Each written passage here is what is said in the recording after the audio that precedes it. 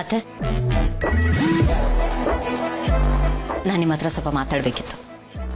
ಏನು? ಈ ಮನೇಲಿ ಏನಾಗ್ತಿದೆ ಅಂತ ನಿಮ್ಗೆ ಗೊತ್ತಲ್ವಾ ಅತ್ತೆ? ನಿಮ್ಮ ಅಣ್ಣ ಜೈಲಿಗೆ ಹೋಗಿದ್ದಾರೆ. ಅವ್ರಿಗೆಂಥ ಸ್ಥಿತಿ ಬಂತು ಅಂತ ನೀವು ನಿಮ್ಮ ಕಣ್ಣಾರ ನೋಡಿದ್ದೀರಾ. ಈಗ ನೀವು ಜಯದೇವ್ ಅವ್ರನ್ನ ಕರೆಸಿ ಬುದ್ಧಿ ಹೇಳಿಲ್ಲ ಅಂದರೆ ಅವ್ರಿಗೂ ತುಂಬ ಕಷ್ಟ ಆಗುತ್ತೆ. ಅವರು ತುಂಬ ಪ್ರಾಬ್ಲಮ್ಸ್ನ ಫೇಸ್ ಮಾಡಬೇಕಾಗತ್ತೆ.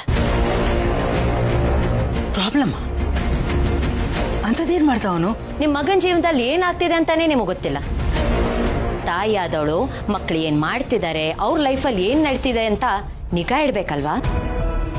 ಏನು ಮಾಡ್ತಿದ್ಯಾ, ಎಲ್ಲಿಗೆ ಹೋಗ್ತಿದ್ಯಾ, ಮನೆಗೆ ಎಷ್ಟೊತ್ತು ಬರ್ತಿದ್ಯಾ ಅಂತ ನೀವು ಪ್ರಶ್ನೆ ಮಾಡಬೇಕು. ಅದು ನಿಮ್ಮ ಡ್ಯೂಟಿ. ಈಗೇನಾಯ್ತು ಅಂತ ನೀನು ಈ ರೀತಿ ಮಾತಾಡ್ತಾ ಇದೆಯಾ? ಮೊದಲು ಅದನ್ನ ಹೇಳು. ಜಯದೇವ್ ಅವರು ಆ ಹುಡುಗಿ ಇದ್ದಾಳಲ್ಲ ದಿಯಾ, ಅವಳ ಸಹವಾಸ ಇನ್ನೂ ಬಿಟ್ಟಿಲ್ಲ. ಆ ಕಳ್ ಸಂಬಂಧ ಇನ್ನೂ ಕಂಟಿನ್ಯೂ ಆಗ್ತಿದೆ.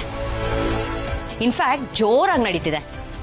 ಅವ್ರಿಗೆ ಹೇಳೋರು ಕೇಳೋರು ಯಾರು ಇಲ್ಲ ಅನ್ನೋ ಥರ ಆಗ್ಬಿಟ್ಟಿದೆ. ಓ, ಆ ವಿಷಯನಾ? ಅತ್ತೆ, ನಾನು ಇಷ್ಟು ದೊಡ್ಡ ವಿಷಯ ಹೇಳ್ತಿದ್ದೀನಿ, ನೀವು ಈ ಸೀರಿಯಸ್ ವಿಷಯನ ಇಷ್ಟೊಂದು ಲೈಟಾಗಿ ತಗೋತಿದ್ರಲ್ಲ. ನಿಮ್ಗೇನು ಅನಿಸ್ತಾನೆ ಇಲ್ವಾ? ಅತ್ತೆ, ನಿಮ್ಮ ಮಗ ದಾರಿ ತಪ್ತಿದ್ದಾನೆ, ಹಾಳಾಗ್ತಿದ್ದಾನೆ.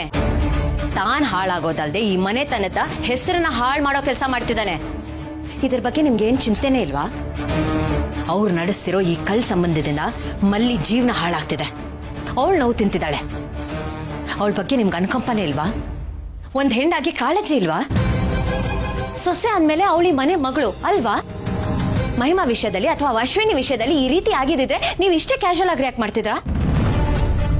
ಹೇಳಿ ಅತ್ತೆ, ನಿಮ್ಮ ಮಕ್ಕಳ ವಿಷಯದಲ್ಲಿ ಈ ರೀತಿ ಆಗಿದ್ರೆ ನೀವು ಸುಮ್ಮನೆ ಇರ್ತಿದ್ರಾ?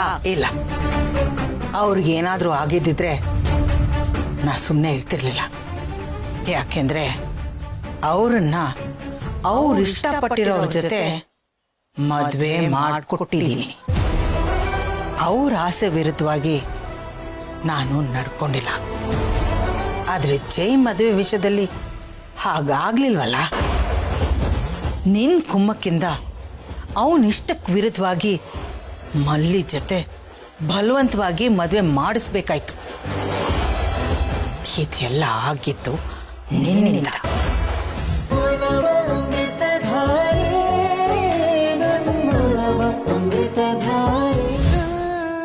ಸದಾ ನಿಮ್ಮೊಂದಿಗೆ ನಿಮ್ಮ ಜೀ ಕನ್ನಡ.